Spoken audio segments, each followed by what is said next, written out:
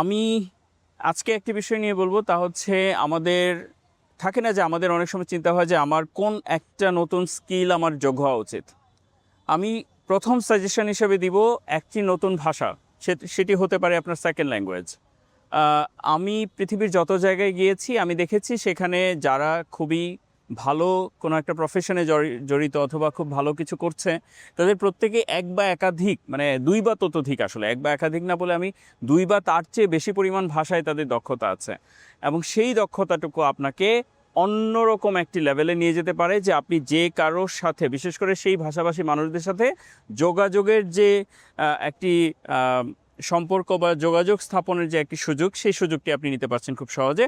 So the suggestion is, অন্ততপক্ষে নিজের মাতৃভাষার সাথে আরেকটি নতুন ভাষা বা ভিনদেশি আরেকটি ভাষা আপনি শিখুন। সেটি ইংরেজি হতে পারে, আরবি হতে পারে, জার্মান, কোরিয়ান, ফ্রেঞ্চ, যে কোনো কিছু হতে পারে। অন্য একটি ভাষা পাশাপাশি শিখে রাখুন। ধন্যবাদ।